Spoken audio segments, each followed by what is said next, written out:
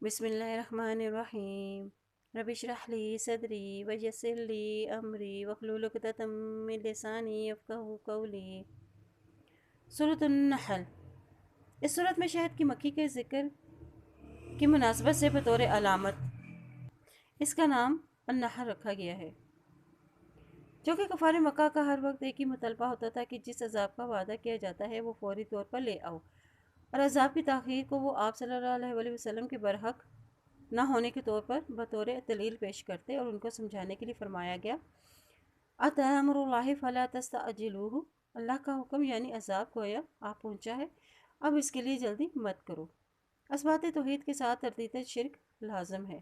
اس سلسلے میں منکرین کے شکوک و شبہات کو دور کیا گیا ہے۔ پھر ایک وعید کا ذکر کیا گیا ہے کہ حق کے مسلسل انکار اور باطل پر اڑے رہنے کا نتیجہ اللہ کے عذاب کی صورت میں ہی ظاہر ہوتا ہے، اور کفار کے ظلم و ستم کے باعث مسلمان ہجرت کرنے میں مجبور ہو چکے تھے، اس لیے ان کے ظلم کے مقابلے میں مسلمانوں کو حوصلہ اور ہمت کی تلقین کی گئی ہے۔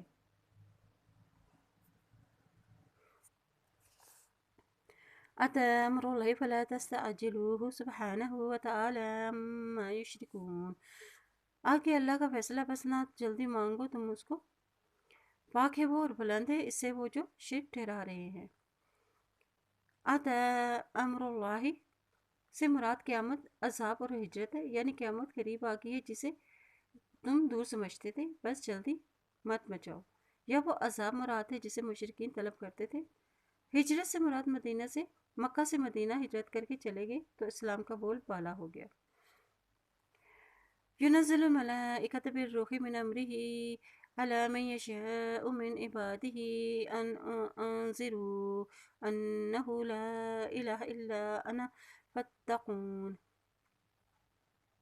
اتارتا ہے فرشتوں کو ساتھ وحی کے اپنے حکم سے، اور جس چیز کو چاہتا ہے اپنے بندوں میں سے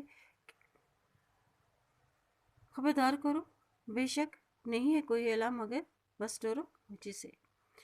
بالروح سے مراد قرآن اور وحی، اللہ تعالیٰ نے لوگوں تک پیغام پہنچانے کے لیے فرشتوں کے ذریعے پیغمبروں پر وحی بھیجی۔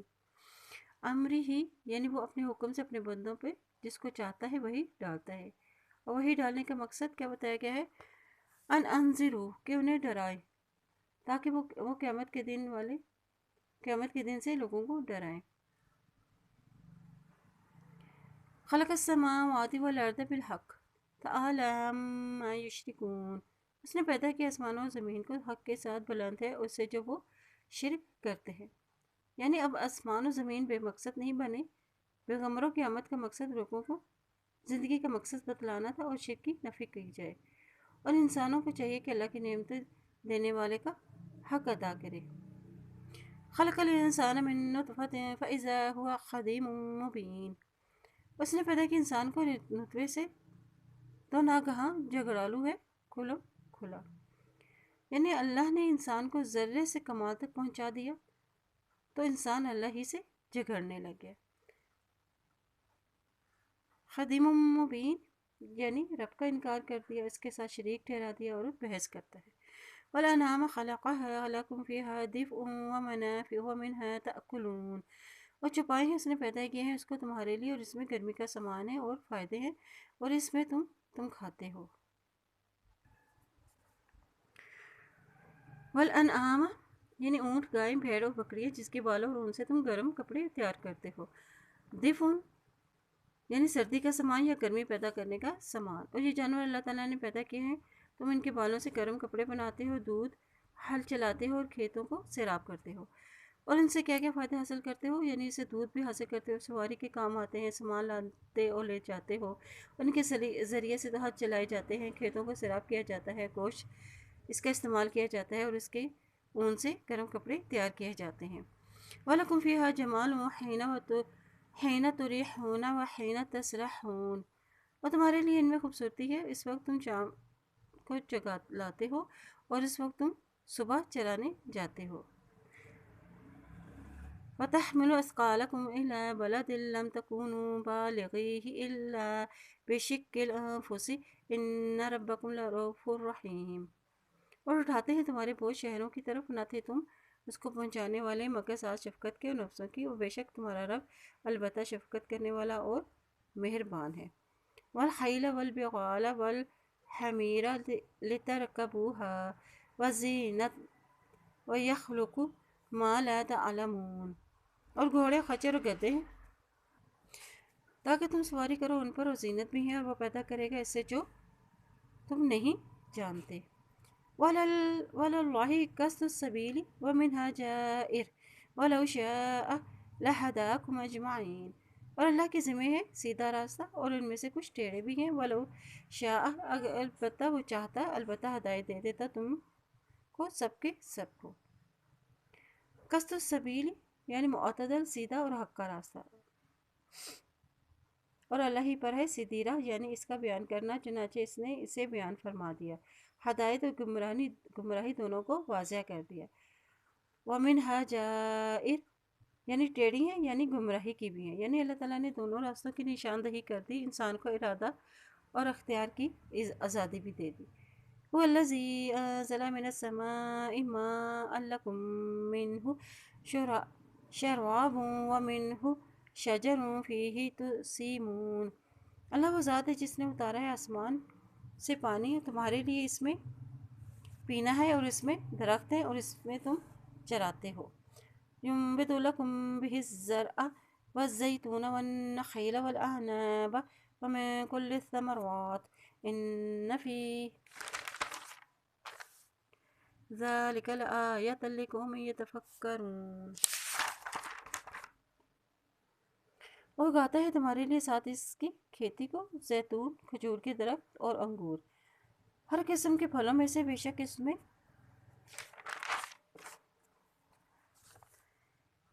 البتہ ایک نشانی ہے قوم کے لیے جو غور و فکر کرتی ہے۔ وَسَخَّرَ لَكُمُ اللَّيْلَ وَالنَّهَارَ وَالشَّمْسَ وَالْقَمَرَ وَالنُّجُومُ مُسَخَّرَاتٌ بِأَمْرِهِ إِنَّ فِي ذَلِكَ لَآيَاتٍ لِقَوْمٍ يَعْقِلُونَ، اس نے مسخر کیا ہے تمہارے لیے رات و دن کو، سورج کو، چاند کو، ستاروں کو مسخر کیے گئے ہیں اس کے حکم سے، بے شک اس میں البتہ نشانی ہے اس قوم کے لیے جو عقل رکھتی ہو، یعنی دن اور رات کو تمہارے فائدے کے لیے بنائے ہیں، اور کس طرح دن اور رات چھوٹے اور بڑے ہوتے ہیں، چاند، سورج، ستارے اپنی اپنی منزلوں پر رواں دواں ہیں، ستارے آسمان کی زینت اور رات میں بھٹکے ہوئے مسافروں کے لیے راہ بتاتے ہیں۔ وَمَا زَرَعَ لَكُمْ فِي الْأَرْضِ مُخْتَلِفًا أَلْوَانُهُ إِنَّ فِي ذَلِكَ لَآيَةً لِقَوْمٍ يَذَّكَّرُونَ، اور جو اس نے پھیلا دی ہیں تمہارے لیے زمین میں، مختلف ہے رنگ ان کے، بے شک اس میں البتہ نشانی ہے قوم کے لیے جو نصیحت پکڑتی ہے۔ مختلف الوانہ یعنی مختلف رنگ ان کے، یعنی زمین میں اللہ تعالیٰ نے جو معدنیات، نباتات، جمادات، حیوانات اور ان کے منافع اور خواص پیدا کیے گئے ہیں، جو کہ رنگ زندگی کی شناخت کے لیے ہوتے ہیں، اگر ساری کائنات رنگوں کے بغیر ہوتی تو اس میں کوئی کشش نہ ہوتی۔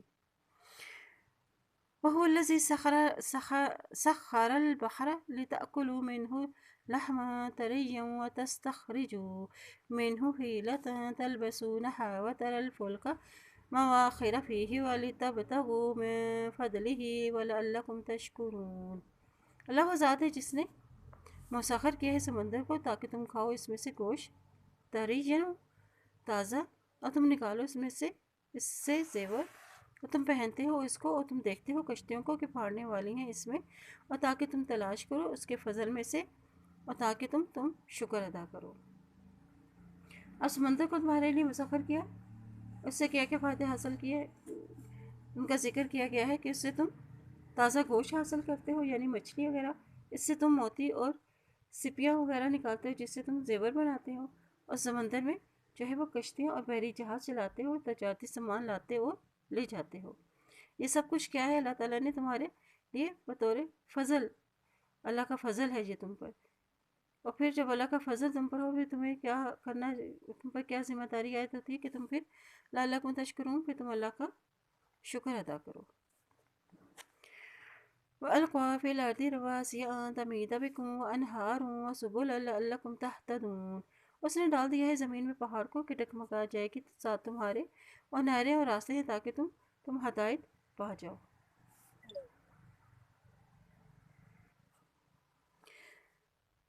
یہاں پہاڑوں کا فائدہ بیان کیا جا رہا ہے، اور یہ اللہ کا احسان عظیم بھی ہے،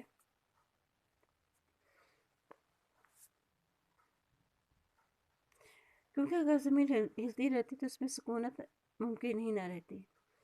اس کا اندازہ زلزلوں سے لگایا جا سکتا ہے جو چند سیکنڈ کے لیے آتے ہیں اور بڑی بڑی عمارتوں کو زمین بوس کر دیتے ہیں۔ زمین کے اندر ایک مسلسل حرکت ہے، زمین کے اعتدال کو برقرار رکھنے کے لیے پہاڑ بنائیں گے لعلکم تہتدون، تاکہ تم منزل تک پہنچ جاؤ، وعلامات وبالنجم هم یہتدون، یہ علامتیں ہیں سات ستاروں کے اور وہ راہ پاتے ہیں۔ افمن یخلق کمن لم یخلق افلا تذکرون، کیا بھلا وہ جو پیدا کرتا ہے مانند ہو سکتا ہے جو پیدا نہیں کرتا، کیا بھلا تم نہیں نصیحت پکڑتے؟ وَإِن تُعُدُّوا نِعْمَتَ اللَّهِ لا تحصوها ان اللہ لغفور رحیم، اگر تم گرنا چاہو اللہ کی نعمتوں کو نہیں تم شمار کر سکتے اس کو، بے شک اللہ تعالیٰ البتہ بخشنے والا اور مہربان ہے۔ واللہ یعلم ما تسرون وما تعلنون، اور اللہ تعالیٰ جانتا ہے جو تم چھپاتے ہو جو تم ظاہر کرتے ہو۔ والذین یدعون من دون اللہ لا یخلقون شیئا وهم یخلقون، اور وہ لوگ جو پکارتے ہیں اللہ کے سوا نہیں پیدا کر سکتے کوئی بھی چیز اور وہ پیدا کیے جاتے ہیں۔ اموات غیر احیاء وما یشعرون ایان یبعثون، مردہ ہے زندہ نہیں ہے اور نہیں وہ شعور رکھتے کہ وہ کب اٹھائے جائیں گے۔ اموات سے مراد مردہ ہے، یعنی پتھر بھی ہو سکتے ہیں اور بے جان اور فوت شدہ صالحین بھی، یعنی مرنے کے بعد اٹھایا جانا ان کو اس بات کا شعور ہی نہیں، پھر ان سے نفع اور ثواب اور جزا کی توقع کیسے کی جا سکتی ہے۔ الہکم الہ واحد، الہ تمہارا ایک ہی الہ ہے، والذین، تو وہ لوگ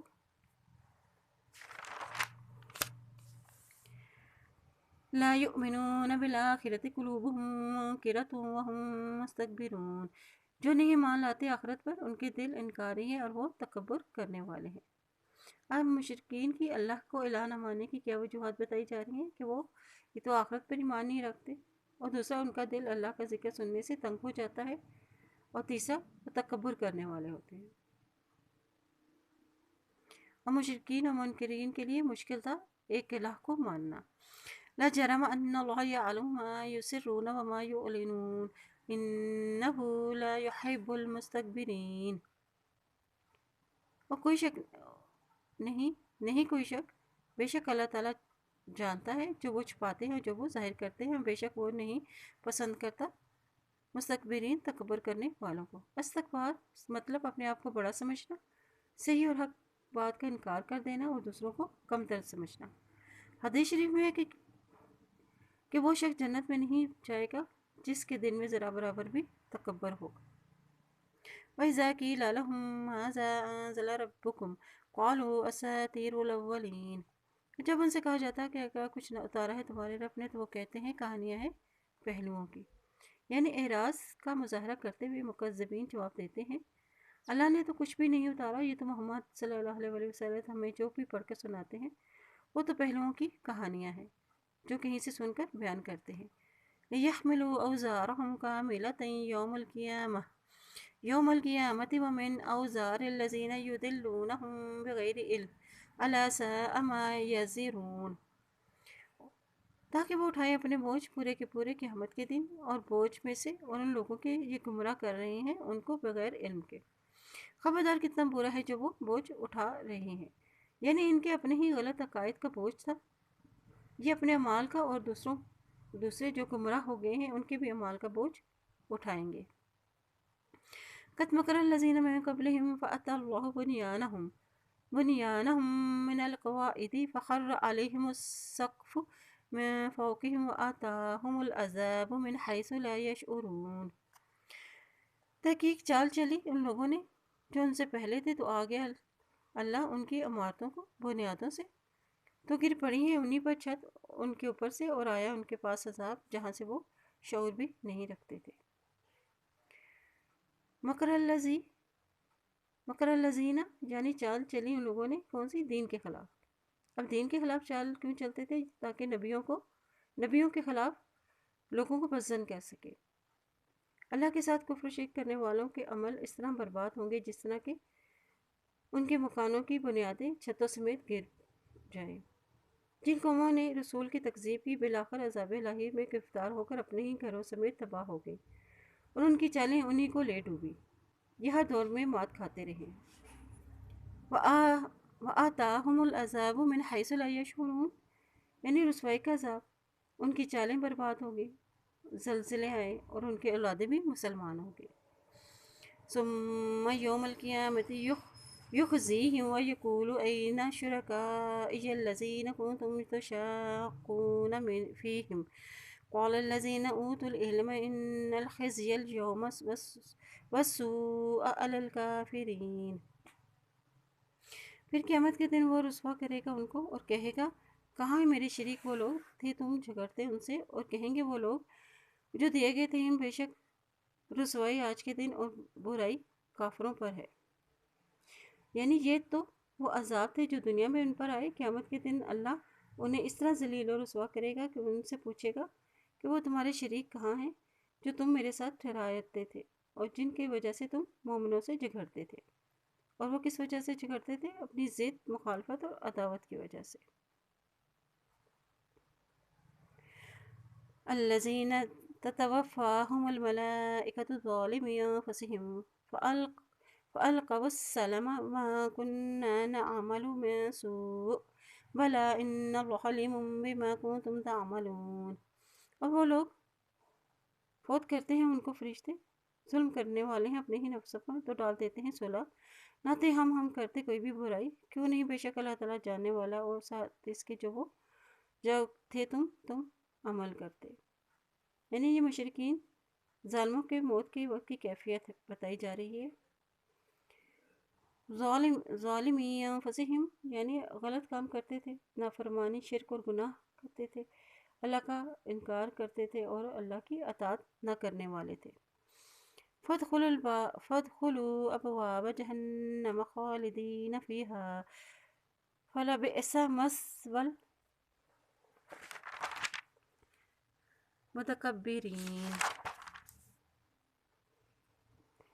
بس داخل ہو جاؤ، جہنم کے دروازوں میں سے ہمیشہ رہنے والے ہیں اس میں، بس البتہ کتنا برا ٹھکانہ ہے کن کا؟ متکبرین، تکبر کرنے والوں کا۔ یعنی ان کی موت کے بعد اب ان کی روحیں جہنم میں چلی جائیں گی اور ان کے جسم قبر میں ہی رہتے ہیں، اور جب قیامت برپا ہوگی تو ان کی روحیں جسم میں دوبارہ لوٹ آئیں گی اور یہ ہمیشہ ہمیشہ کے لیے جہنم میں داخل ہو جائیں گے۔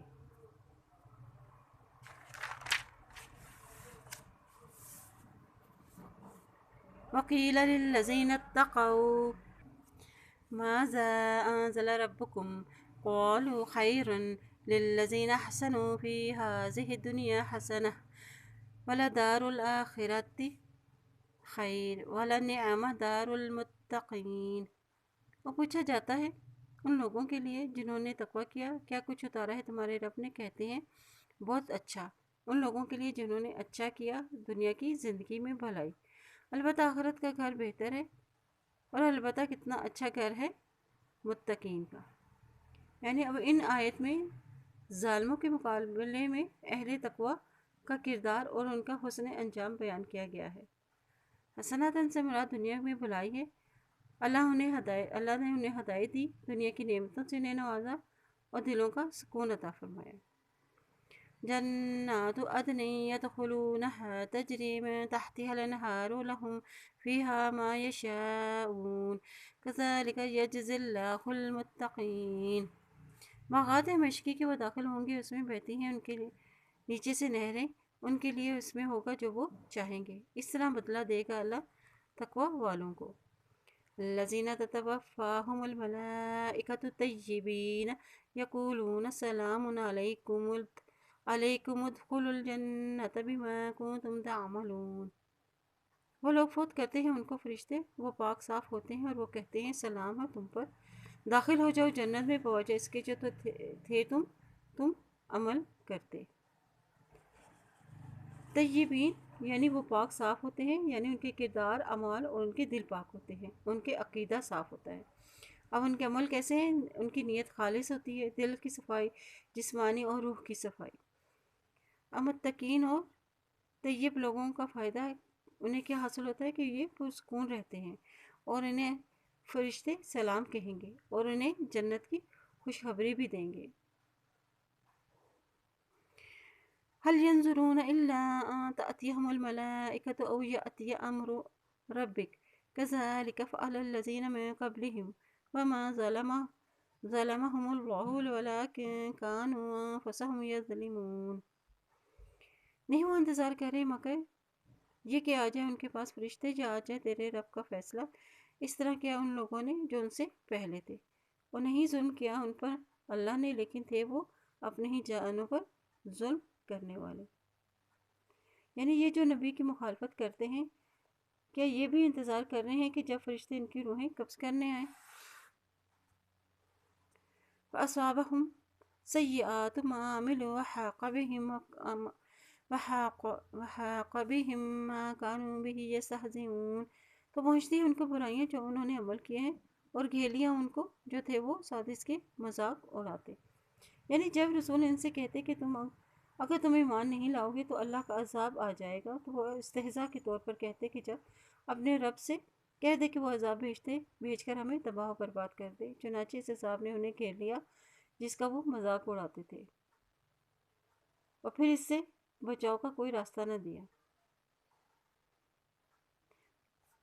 وقال الذين اشركوا لو شاء الله ما عبدنا من دونه من شيء نحن ولا آباؤنا ولا حرمنا من دونه من شيء كذلك فعل الذين من قبلهم فهل على الرسل إلا البلاغ المبين۔ اور کہا ان لوگوں نے جنہوں نے شرک کیا، اگر چاہتا اللہ نہ ہم عبادت کرتے اس کے سوا کسی بھی چیز کی، ہم اور نہ ہمارے باپ دادا، اور نہ ہم حرام کرتے اس کے سوا کسی بھی چیز کو۔ اس طرح لوگوں نے جو ان سے پہلے تھے تو نہیں اوپر رسولوں کے مگر پہنچانا ہے کھلا کھلا۔ یعنی مشرکین کے خیالات کا ذکر ہے۔ وہ کہتے تھے کہ ہم جو اللہ کے کو چھوڑ کے دوسروں کی عبادت کرتے ہیں یا اس کے حکم کے بغیر ہی کچھ چیزوں کا حرام کر لیتے ہیں، اگر ہماری یہ باتیں غلط ہیں تو اللہ اپنی قدرت کاملہ سے ہمیں ان چیزوں سے روک کیوں نہیں دیتا؟ اگر وہ چاہتا تو ہم ان کاموں کو کر ہی نہ سکتے۔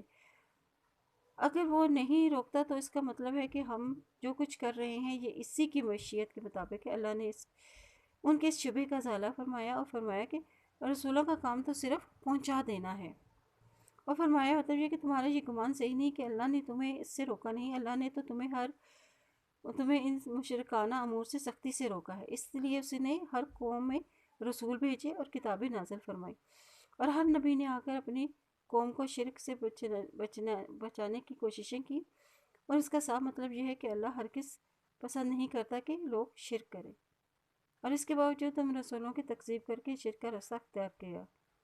اللہ نے انسانوں کو ارادہ اور اختیار کی آزادی دی کیونکہ اس کے بغیر ان کی آزمائش ممکن ہی نہ تھی، اور تم نے شرک کر کے آزادی کا غلط استعمال کیا جس کی سزا دائمی عذاب ہے۔ وَلَقَدْ بَعَثْنَا فِي كُلِّ أُمَّةٍ رَسُولًا أَنِ اعْبُدُوا، اور البتہ تحقیق بھیجے ہم نے ہر امت میں ایک رسول کہ وہ عبادت کرو اللہ کی۔ اللہ واجتنبوا الطاغوت فمنهم من هدى الله ومنهم من حقت عليه الضلالة فسيروا في الأرض فانظروا كيف كان عاقبة المكذبين۔ اور بچو طاغوت سے تو ان میں سے بعض جن کو ہدایت دی اللہ نے، اور ان میں سے بعض جو سچ ہوگی ان پر گمراہی، بس چلو پھرو زمین میں پھر دیکھو کس طرح ہوا انجام جھٹلانے والوں کا۔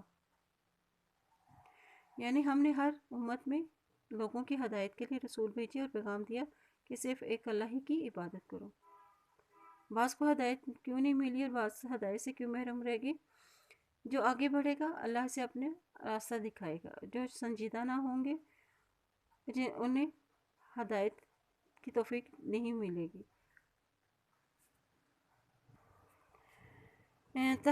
تحرص على هداهم فإن الله لا يهدي من يضل وما لهم من ناصرین۔ اگر تم حریص ہو ان کی ہدایت پر تو بے شک اللہ تعالیٰ نہیں ہدایت دیتا جس کو وہ بھٹکا دے، اور نہیں ان کے لیے کوئی بھی مددگار۔ یعنی نبی صلی اللہ علیہ وسلم سے کہا جا رہا ہے کہ ایک پیغمبر تیری خواہش یقیناً یہی ہے کہ یہ سب ہدایت کا راستہ اپنا لیں، لیکن جنہیں اللہ گمراہ کر دیں اسے کوئی ہدایت پر نہیں لا سکتا۔ یہ تو اپنے آخری انجام کو پہنچ کر ہی رہیں گے جہاں ان کا کوئی بھی مددگار نہ ہوگا۔ وَأَقْسَمُوا بِاللَّهِ جَهْدَ أَيْمَانِهِمْ لَا يَبْعَثُ اللَّهُ مَن يَمُوتُ بَلَىٰ وَعْدًا عَلَيْهِ حَقًّا وَلَٰكِنَّ أَكْثَرَ النَّاسِ لَا يَعْلَمُونَ۔ اور وہ قسمیں کھاتے ہیں اللہ کی پکی قسمیں اپنی، نہیں اٹھائے گا اللہ، اور جو مر جاتا ہے کیوں نہیں، وعدہ ہے اس کے ذمے سچا، لیکن اکثر لوگ علم نہیں رکھتے۔ یہ دوبارہ زندہ نہ ہونے پر قسمیں کھاتے ہیں، اور یہ قسمیں بڑی تاکید اور یقین کے ساتھ کھاتے ہیں۔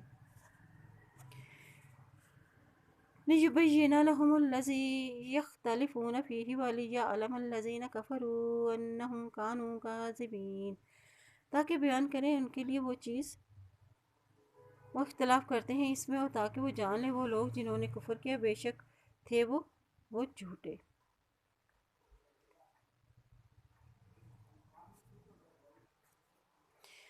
بے شک ہماری بات کسی چیز کے لیے جب ارادہ کرتے ہیں ہم اس کا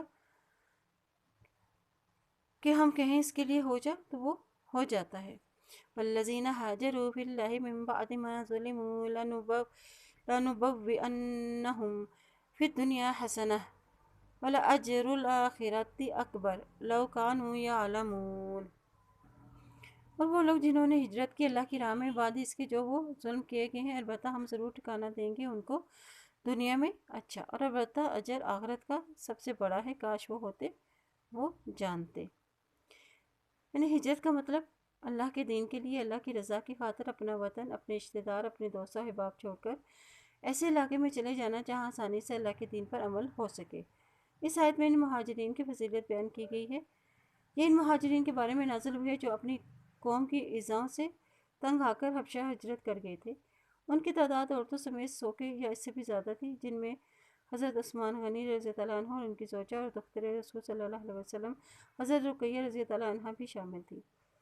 جن لوگوں نے اپنے کاروبار اور گھر بار چھوڑ کے ہجرت کی تھی، اللہ نے انہیں دنیا میں ان کا نعم البدل عطا فرما دیا، یعنی انہیں رزق طیب عطا فرمایا اور پورے عرب میں انہیں اقتدار عطا فرمایا۔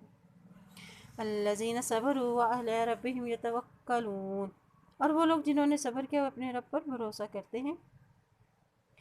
وما ارسلنا من قبلک الا رجالا نوحی الیہم فاسألوا اہل الذکر ان کنتم لا تعلمون۔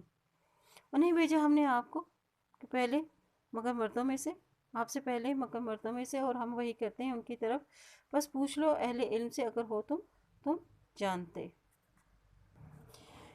اہل ذکر سے مراد ہیں اہل کتاب ہیں جو پچھلے انبیاء اور ان کی تاریخ سے واقف تھے۔ مطلب یہ ہے کہ ہم نے جتنے بھی رسول بھیجے وہ انسان تھے، اس لیے محمد صلی اللہ علیہ وسلم بھی اگر انسان ہیں تو یہ کوئی نئی بات نہیں ہے۔ اگر تم ان کی بشریت کی وجہ سے ان کی رسالت کا انکار کر دو، اگر تمہیں شک ہے تو تم اہل کتاب سے پوچھ لو کہ پچھلے انبیاء بشر تھے یا فرشتے، اگر وہ فرشتے تھے تو بے شک انکار کر دینا، اور اگر وہ بھی سب انسان تھے تو پھر محمد صلی اللہ علیہ وسلم کی رسالت کا محض بشریت کی وجہ سے انکار کیوں؟ بالبینات والزبر وانزلنا الیک الذکر لتبین للناس ما نزل علیہم ولعلہم یتفکرون۔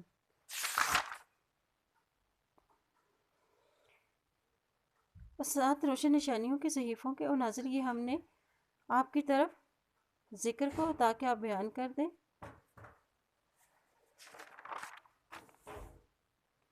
لوگوں کے لیے اور جو اتارا کیا ہے اس کی طرف، اور تاکہ وہ غور و فکر کریں۔